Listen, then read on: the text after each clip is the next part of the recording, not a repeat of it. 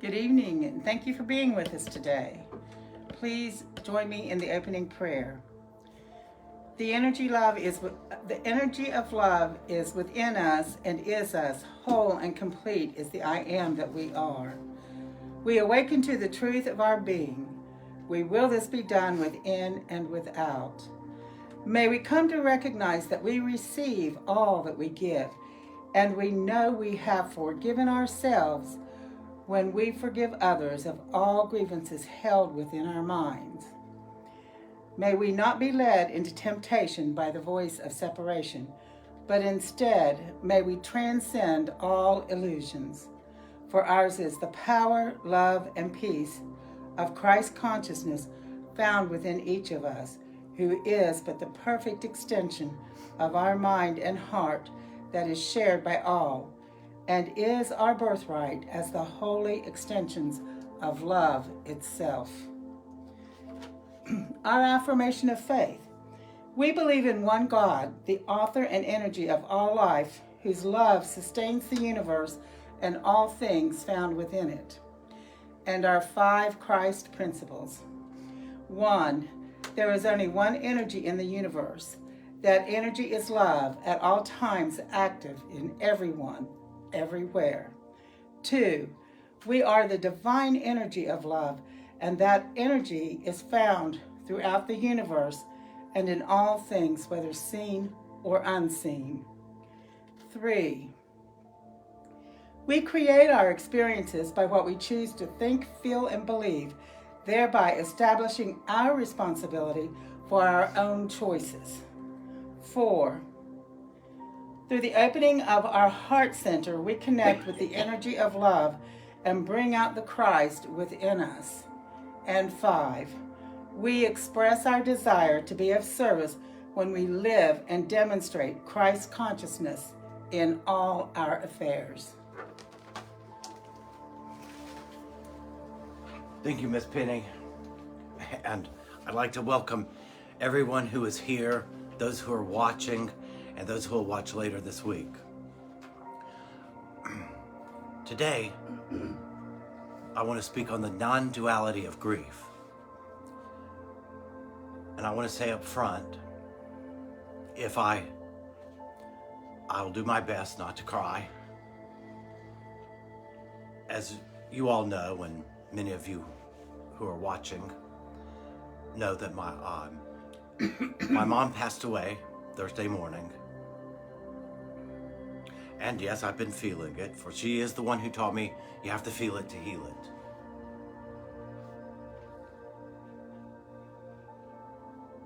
But since Thursday, I've come to recognize something about grief. During the quiet time of just sitting and feeling it, being with it. And I knew that there were 2 ways to look at it. 2 ways to look at grief. The one we all know about, the dualistic version of grief, which is always we grieve something or someone that we've lost. We think we've lost them. But remember, if you're coming at it from dualism, then you're in loss. And when I was sitting there, just with the grief, I realized if I'm looking at it from a dualistic standpoint, I'm actually in resistance. And what do I mean by I'm in resistance? Because to be in resistance or to be in grief from the dualistic point of view, again, you're in loss. You believe that the loss is real. So therefore, you're in the belief of separation, and separation is always resistance against the truth, that there is only love.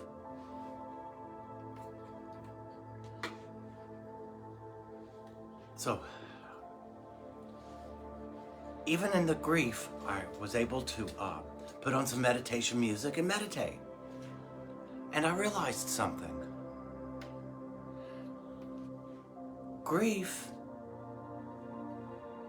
is non-dualistic if you choose to believe it, if you choose to know what grief really is.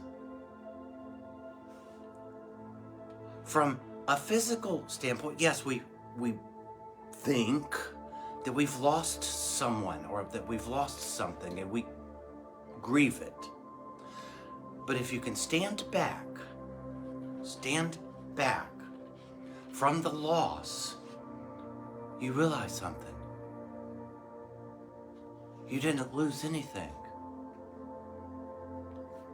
Because you can't lose love. You cannot lose love. And if you come from grief from a point of love, you're not grieving in the sense of the word grief, right? Because now you're in gratitude. Gratitude for the experience that you got to have, where love was shared and extended between you and that person who has, made their transition. So I sat there, thought about it more and more, and just meditated on it, and realized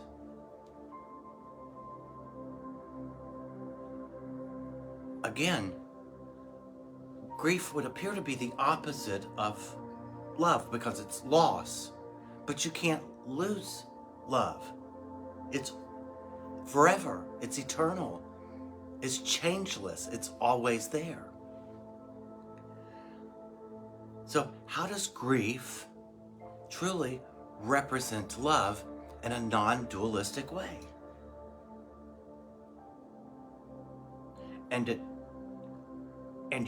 I knew I could not understand it until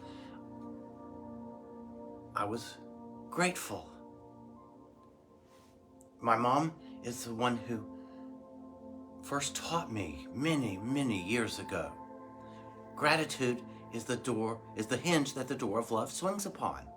So I knew I had to be in gratitude in order to really understand what grief was non-dualistically.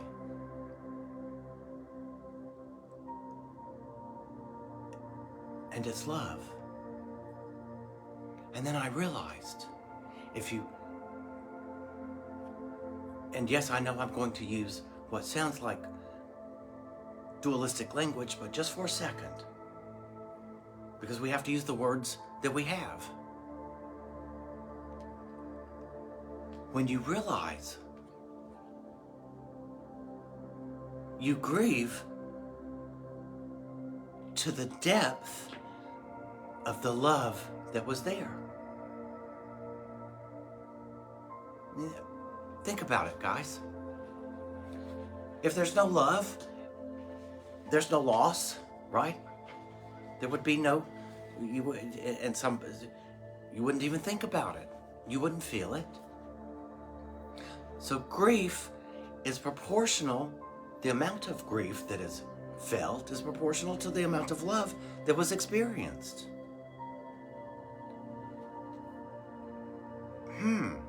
And that's when I realized, whoa, grief is love, but not love lost. It's love remembered. It's love remembered. Because you can't get rid of the love. It's always there. And so for the past few days, I am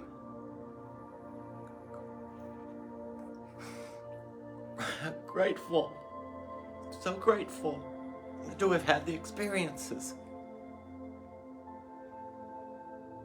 And is always right here. I haven't lost anything. And for that, I'm very grateful. So grateful. And as my mother taught me, you have to feel it to heal it. So I'm allowing myself to feel the depth of the grief with the recognition of the remembrance.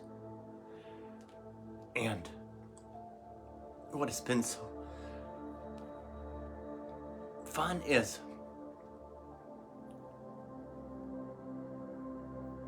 having memories returned that I haven't thought of in decades. And they're all loving. And every time it comes up, it's love. But it's there because of grief, but not from loss. It's a remembrance. And I realized that it's in order to come to grief from something that's non-dualistic, we have to have a change in perception from loss to love, to loss to the remembrance of love. And so while I was sitting there, and what did Jesus say at what would be considered the first communion, the Last Supper? What did he say? Do this in remembrance of me. Do this in remembrance of me. Well, non-dualistically, that was a statement of, in a roundabout way, grief. He knew what was coming. He knew that from that moment, within 15 hours, he would be gone from this world. Do this in remembrance of me.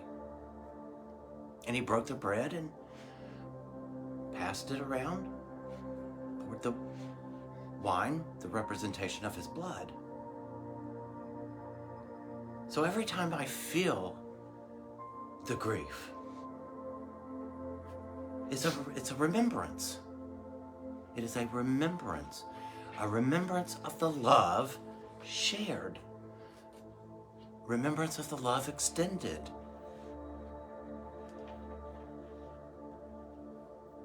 And I am going to do a talk on this next Sunday, but I'm going to segue into it right now. You don't know how many times, how many people ask me, what's the purpose of life? What are we here for? Blah, blah, blah, blah, blah, right? Probably you've had someone ask you, why are we here? What are we doing here? What's the purpose of it? There was a time I would have said, we're here to forgive. And that was the truth. But once you've truly forgiven, why are you here? Why are we here? To love. To love. We're here to extend the love. We're here to extend love. And God is love. So we're here to extend God, extend love. And in doing so, we become the perfect reflection of the one, of God. And when you recognize from a non-dualistic point of view what grief is the remembrance of the extension of love, of the extension of God. You are being that perfect reflection. And all of a sudden, it's no longer sad. It becomes joyous. And I know that doesn't make sense to a lot of people. And yes, I've cried my share, But at the same time, I've had wonderful conversations with friends of mine of remembrance of the love. And next thing I know, everybody's laughing. But that's grief. That is grief. Not from a standpoint of loss, but a remembrance of love shared. And it's always with us. Always. It goes nowhere. So, I want you to recognize that you can change anything that you are grieving by changing your perception of it from one of loss to one of remembrance, to one of gratitude and joy. It's still grief, but no longer is it the opposite, for now it becomes an extension of love. And that's when I realized, whoa, it really is a change in perception, that grief is an extension of love. And then I realized on the deepest level that grief is how we know we loved. It's how we know we loved. And that knowledge is what sets us free.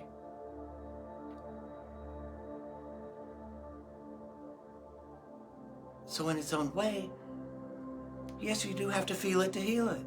Because in the feeling of the grief, once you've changed your perception, you're on the road of freedom.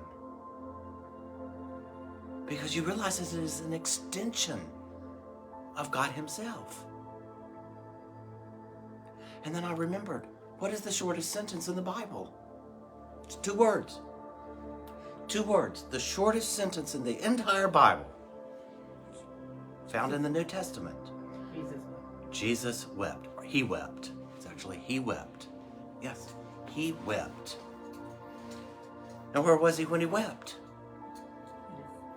He was standing out front of the tomb of Lazarus.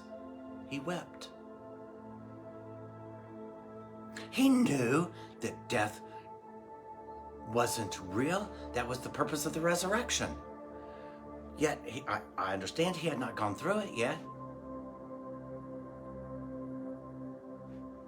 But He wept for the memory of His friend, for the love that had been shared.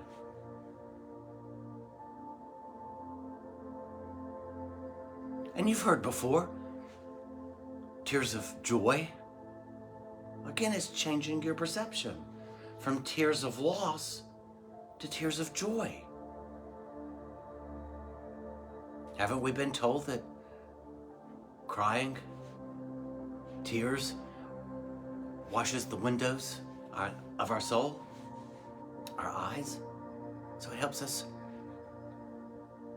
get in touch with ourselves, touch with the love.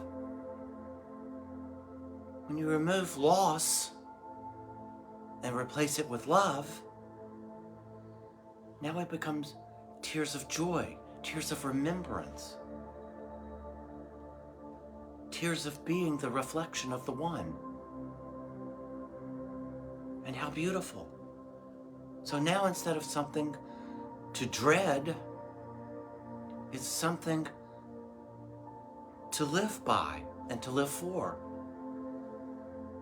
And that is the miracle, the change in perception. To come and be able to say goodbye to someone, knowing it's not permanent. Yes, it's different, but to come at it from a place of love, not from a place of resistance, not from a place of separation, not from a place of fear, but from a place of love. That is love. That is why we're here. We're here to love, to extend love. And by its very nature, we're here to grieve, to remember that love. Not the loss, but to remember the love. Because in remembering the love, that's how it's always with us. If you never remembered, how would you know it was with you always? So grief acts as the vehicle to remember the love. So allow yourself to grieve. I've allowed myself to grieve, but from a place of remembrance of the love that was shared and extended, given and received. Wow. How blessed. How blessed are we to be able to experience grief. I know most of us don't like it. We want to stay as far away from grieving as possible. Change your perception of it, and it no longer becomes something to resist and stay away from. It becomes something to celebrate. Because really, what are you celebrating? The love remembered. And it's always there with you. It's always there. But without the remembrance, it's meaningless. Without the memory of it, it is meaningless. Grief is what allows us to remember the love, and to hold to that love, to share that love, and to be grateful for the love.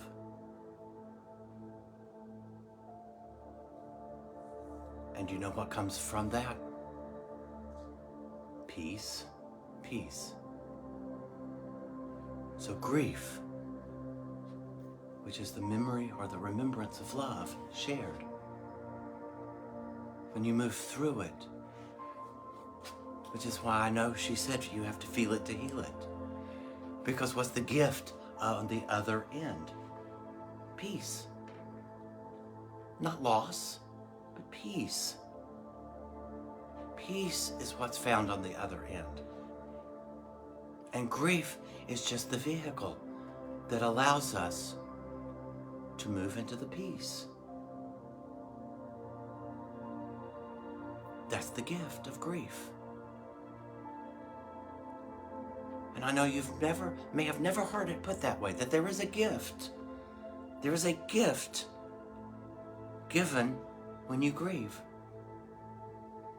You receive the peace. You receive peace. Because you know, beyond a shadow of a doubt, all is exactly the way it's supposed to be. Everything. And you can only come to that realization through peace. And then peace, remember, gratitude is the hinge that the door of love swings upon. Peace, by the way, is the wings of love. They're the wings of love. Peace is the wings of love. And what is the current that carries the love via the wings? What is the current, the air current, that causes the lift of the peace, the wings, and love itself? Grace. Grace. For peace rides the current of grace, which carries love. That is God. So grief allows you to see God if you will look for Him. The wings, the love, the grace. For where there is peace, love, and grace, there is God. And grief allows us to remember all of it.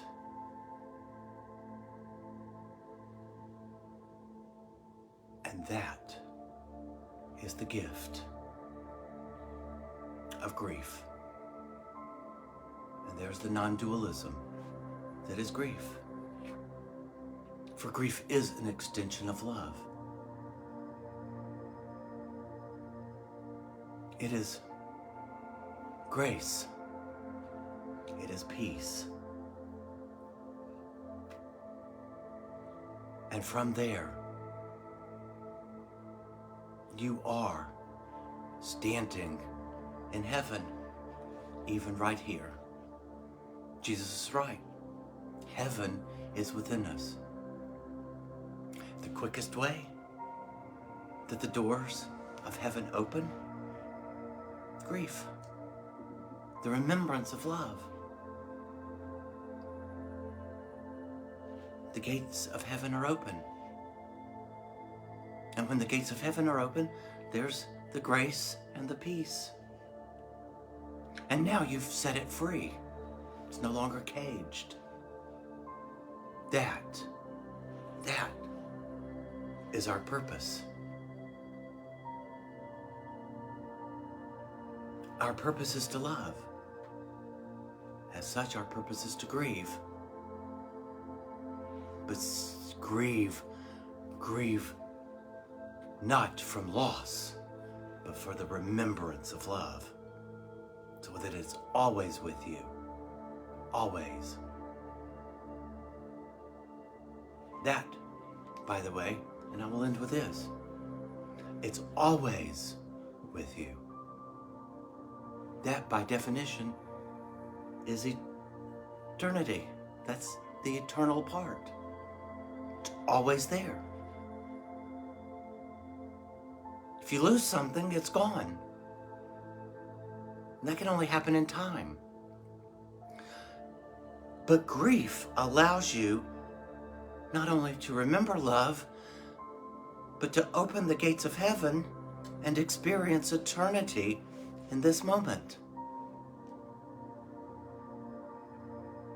So grief has so many gifts, innumerable, if you will change your perception of the word. Again, from lack to love. So thank you for watching. Thank you guys for being here. And Miss Penny is going to close us with a meditation. All right?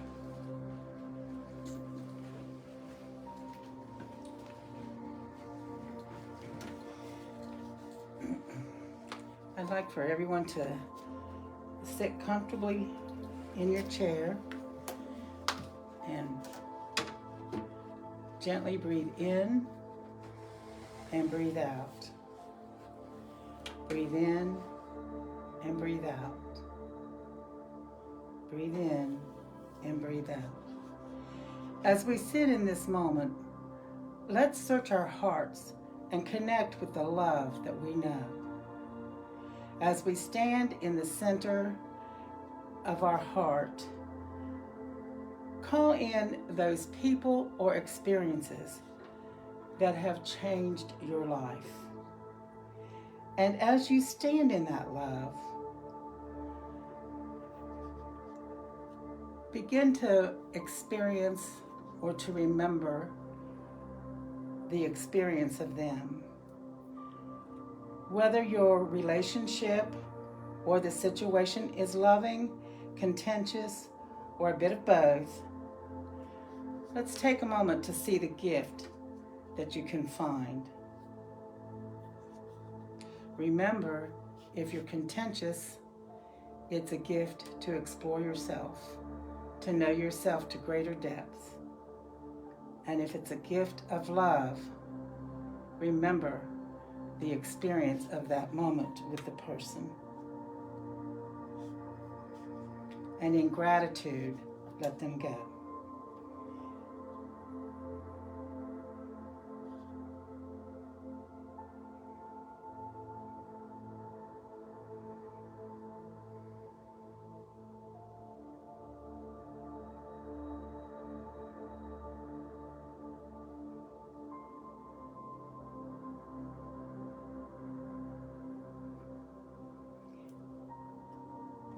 And before we leave this moment,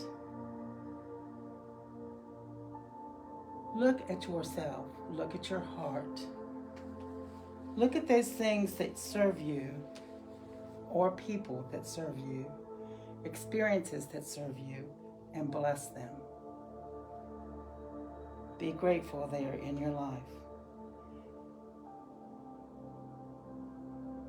Then find those things that or people that push your buttons and be grateful for them as well.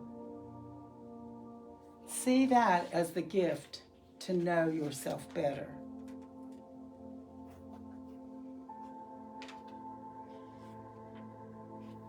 As we meet the world this week, let's be grateful for all that comes our way, for it is our path home. And as we leave this room, remember, in the breaking of the vessel of the heart, great love abounds. Thank you, Miss Penny. And again, I'd like to thank each and every one of you who are here, who are watching, and who will watch later this week. Go this week and remember always why we're here. We are here to love. We're here to be that perfect reflection of love itself. You don't have to be perfect. Love already is. Just allow the love to flow and have a beautiful week. Have a good one. See you next Sunday.